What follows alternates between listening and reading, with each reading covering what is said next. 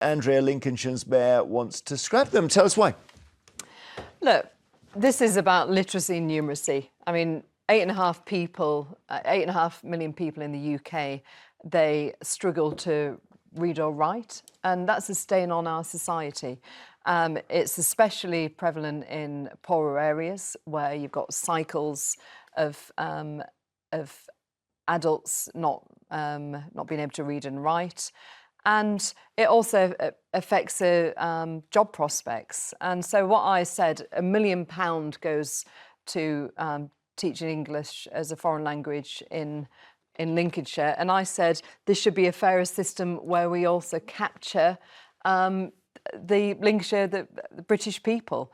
I mean, I also said, because the government's changed this, it should be as it was if you've been 3 years residency to be able to get it as somebody who comes into this country. And I wanted to add that if you paid into the system for 12 months, then you can get it if you come into the country. But ultimately, it's about our own people.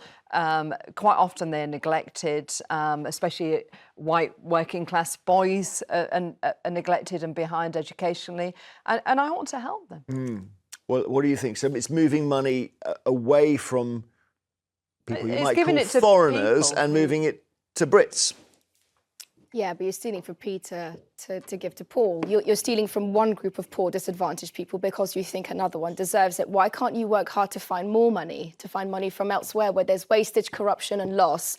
Why can't you actually try and find this money? I am making savings. If you are trying to so resolutely save these young boys from a future that's disadvantaged because they can't read or write, why are you taking that money? This is adults. Why are you taking the money from adults who could be losing out on an opportunity to look? If you want to fight against ghettoization, if you want to fight against people having to have interpreters in hospitals and in GPs, teach them English. The least you can do is keep this funding going. No, but the fact is, if you can't speak English and you live in this country, it's one of the easiest ways to be alienated and not be an active member of society. Andrew. Why would but you listen, isn't going to change anything, Andrea. I've got no problem with genuine refugees, but we've got economic migrants coming over. Hang on, Andrew. Just let Andrew answer. You know, we've got a big sign over our country saying, come here, free all you can eat. And it's getting ridiculous now.